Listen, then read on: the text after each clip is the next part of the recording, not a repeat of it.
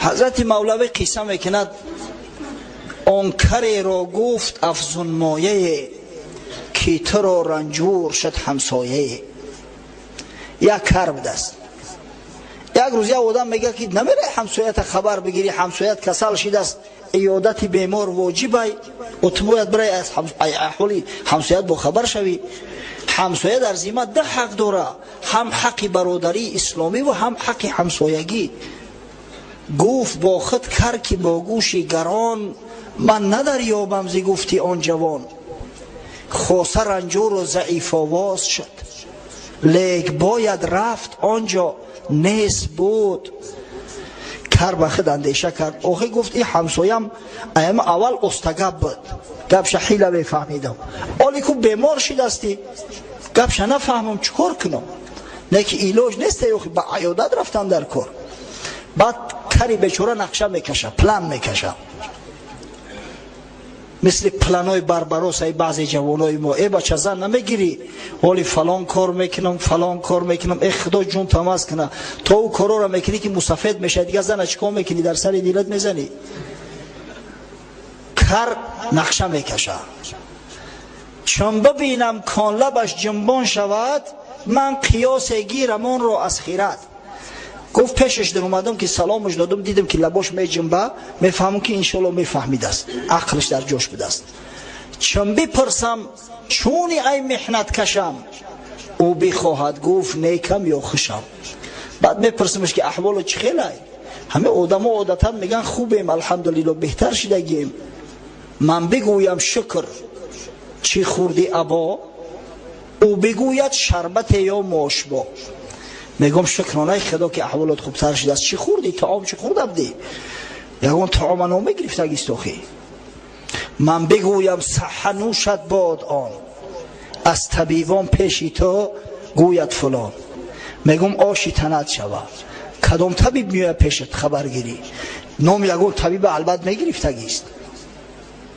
من بگویم بس مبارک پاست او، چون که او آید شود کارت نکو. انشالله میگم او که بیاید او بسیار پای قدمی سبک داره، او که اومد مسئلت حل جانت خلاص میشه و شفا میابی. این جوابات قیاسی راست کرد، عکسی آن واقع شده آزاد مرد. بیچاره نقشه کشید، چلوک پرید پلگید بخرس پلگید. کر در آمد پیش رنجور و نشست، بر سر او خش همه مالی دست. گفت چونی؟ گفت مردم. گفت شکر. گشت از این رنجور پر آزار و نکر، که این چی شکر است این عدوی ما بده است. کر قیاس کرده آن کج آمده است. بیچاره ای بیمار گفت خونه سوخته دشمنی ما ای چی؟ ای بیمارم ای بیمارای استاندارد نی نبوده است. آخی میپرسش چی حال داری؟ میگم مردم. بیچاره کر گپی اون نفهمه، با هم نقشه خودش گفت شکری خدا. بعد از آن گفتش چی خوردی؟ گفت زهر. گفت نوشد باد افزون گشت خر. بعد از آن گفت از طبیبان کیست او، کو همه آید به چاره پیشی تو. گفت جورا کدام طبیب تر خبرگیری میآید و طبابتت میکنه؟ این دیگه از رنگ هم کر بیزار شده است، تیز خلاص شد. گفته گفت عزراییل می آید بیرو. گفت پایش بس مبارک شاد شد، این زمان از نزد او آیم برد. گفتم او را تا که باشد غم خورد. گفت نباشه پروا نکن، حاضی ای پیشش اومده استم. گفتم غمی امیر بخواه در قیسش باش، انشالله مسئلت حلی، بی پروا باش. کر بگفت اینو برون شد شادمان، شکر که کردم. اندیشه میغلطه که ای چی کسی؟ یک برادر داریم ایم جیره بلوغ، همسایه مونم بود یک چند ساله، بسیار بچه خوبه، بچه محیبه، اما همین سیرگپ های گپای بیهوده و بیمعنی را بسیار میگم. از بس که استا هم هست الحمدلله در اون محلم و مسجد درست میکردیم، بگیم چی میزد، سقف مسجد را ریمون میکرد. نصف روزی شد. بعد نماز پیشین گفتم استاد بفردا بریم یک معرکه دعوت میکردن، یک جو ختم قرآن باید تیرد فوختک میزنیم، انشالله هم شکممون رو پر میکنیم، هم صاحبای خونه میندار میشوند، ترم استای طعام در کلمون جان مایترم خلاص میشوند. رفتیم در معرکه ششتیم. در معرکه فقط علما ششتگیان، همه علمان، آدم عادی نیست. بعد به خاطر آن که مردم آگاه بسازم که این چی کس است، پرسیدن حضرت کی است؟ گفتم این استا های، استا. بیچاره ها استاد شنیدین تا آخر معرکه یگان ملا زبانش باز نمیکنه، همه خب بچه میگن شاگردش ایقا عقلک ایقا گپ میزنه ما را در نظر دارن، این استادش خیلی باشه. تا آخر معرکه را الحمدلله ما گپ زدیم، ایرم همین خداوند عقل فراستش داد که زبانش باز نکرد، خاموشی استاد. بعد ایدر بر اومدیم، ایدر همین حرمتش میکنن که با فکرم با چای پلیش هم دادن و حضرت خوش اومدی. بر اومدیم میگه این چی برای حضرت میگن؟ گفتم من استاد، گفتم معرفیت کردم، این بیچاره استاد شنیدیان، هرچی خداوند عقل داده گپ نزدی، اگر همین پیسته ای به مغز اگر لب وا کند رسوا شود. گپی بیهوده و بی معنی در کار نیست. گپ باید کم باشد. مرد واقعی کسی هست که زبان خودش اداره کرده میتونه. شخصی که زبانش اداره کرده تونست، انشالله اون مرد واقعی است. از همه بلاها خداوند امینش میداره. در حدیث امام بخاری اومده است، از سهل ابن سعد رضی الله عنه روایت میکند که پیامبر خدا صلی الله علیه و سلم فرمود: من یحفظ لی ما بین لحییه و ما بین رجلیه اضمن له الجنه. هر کسی که به من کفالتی همو گوشت پاره را که در بین دو پاش است و کفالت گوشت پاره را که در بین دو چانش هست، یعنی پشت زبانهاش میدهد، من با او کفالت جنت میدهم، میگه پیغمبر صلی الله علیه و سلم. هر کس کفیل میشوه، ضامن میشوه بر فرجش و بر زبانش، من کفیل میشم که این شخص مؤمن باشه، داخل جنت میشوه، از ایده بشورت زیاد میشوه. فقط همین زبان نگه بدار، لغلق نکه، گپی بیهوده نگو. پیغمبر صلی الله علیه و سلم چی بشارتی بزرگی داده است، سبحان الله، از ایده بشارت زیاد میشوه. همین باید نگاه داشته شود. مادرمو ام حبیبه زوجه رسول الله صلی الله علیه و سلم از رسول الله صلی الله علیه و سلم روایت کرده است که حضرت فرمود: کل کلام ابن آدم علیه لا له الا امر بمعروف او نهی عن منکر او ذکر الله تعالی. هر سخنی که فرزند انسان میگه بر ضدش است. هر سخنی میگوی برای اون مؤاخذت میکنن فردا روز قیامت. هر یک سخن بر ضد بر زیان انسان است، با فایدهش نیست مگر سه چیز: امر به معروف، نهی از منکر، ذکر خدای تعالی. همه سه چیز فقط به منفعت انسان است. دیگر هر سخنی که میگیم، هر گپ و کاری که میگیم، همش بر زیان ما است. در دنیا لقلق میکنیم، فردا روز قیامت از روی این زبان شتاب میخوریم. در حدیث اومده است از حضرت ابو سعید خدری رضی الله عنه روایت میکند امام ترمذی و دیگر اصحاب سنن که رسول الله صلی الله علیه و سلم فرمود: اذا اصبح ابن آدم فان الاعضاء كلها تكفر لسان. وقتی که فرزند آدم از خواب میخیزه، هر سحر تمام اعضای بدن، در بعض جا اومده است که پیشش زبان التجا میکنن، تواضع میکنن. در بعض روایات اومده است که زبان حکم به کفر میکنن، زبان مذمت میکنن. تقول اعتق الله فینا فانما نحن بیک. میگن ای زبان گور سوخته، از خدا بترس، در حق ما جور نکن که ما به تو متعلقیم، ما به تو وابسته هستیم. فاین استقمت استقمنا، اگر تو راست و درست باشی ما هم راست و درست هستیم. اگر تو سبحان الله و الحمدلله گفتی تمام رگ پیوند سبحان الله و الحمدلله میگه. و این اعوججت اعوججنا، اما اگر تو کج رفتاری کردی جوان مرد، از تو سخنای ناسزا برمد، ما در بلا میمونیم. تو یک مسلمان حقارت کردی، مشت یا میزنه بنی را میشکنه یا دندونه. تو اگر یگان سخنی نادرست و خلاف شرع نعوذ بالله کفر گفتی، فردا در آتش جهنم از تی بدبخت دیده ما زیادتر میسوزیم میگن اعضای بدن. از خدا بترس، در حق ما جور نکن. از همین خاطر زبان همیشه باید اداره شود. با پیر رسیدم در اقصای یونان، بدو گفتم ای آن که با عقل و هوشی، زی مردم چی بهتر به هر حال؟ گفتا خاموشی خاموشی خاموشی خاموشی. پیش یک بزرگ رفتم میگه، پرسیدم که تو بسیار آدم با خیرت هستی، به عقل هستی، کدام کار از همه بهتر است؟ 4 بار خاموشی گفت. خاموشی خاموشی خاموشی خاموشی. سبحان الله.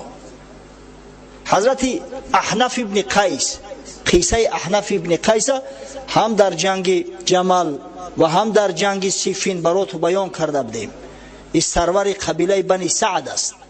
بسیار شخص دانشمند بود، بسیار زیرک بود.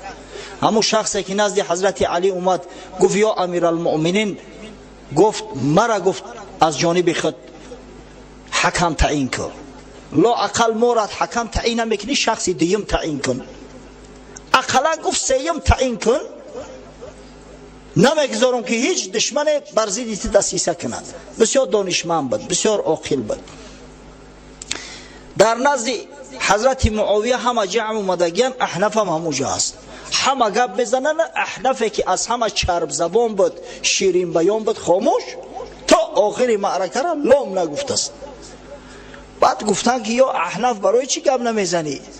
گفت اگر دروغ بگو من خدا میترسم، اگر راست بگو من شما چی بگو؟ دروغ بگو من خدا میترسم، راست بگو من شما نمیفوره، بهترش خاموش بیستم. ببینه همه آدم را عقل دانش و فراستشون از کجا میدونن؟ از زبانشو. اول اندیشه میکنن بعد سخن میگن. او آدمی که اول سخن گفت بعد اندیشه کرد، وای به حالش که همیشه جانش در عذابه. او را هیچ وقت عاقل خیرتمند نمیگن. حضرت هارون رشید رحمه الله یکی از پادشاه‌های اسلامی است، از بنی عباس، بسیار پادشاه بزرگ بود. پسرهایش که وقتی که 30 سالش به بزرگی رسیده بود باقی مانده بودند 2 نفر بود. هارون رشید دیگر پسرها هم داشت است، اما در وقت حیاتش از دنیا گذشتگی‌اند. یکیش با نام امین، دوم با نام مأمون. شما تاریخ میخونی از این چیزا با خبره انشاءالله. امین پسری سعیده زبیده بود، دختر عمک هارون رشید. دختر عمکش بود، محبوب ترین زنهای هارون رشید، سیده بغداد. مأمون دختر پسر یک کنیز بود.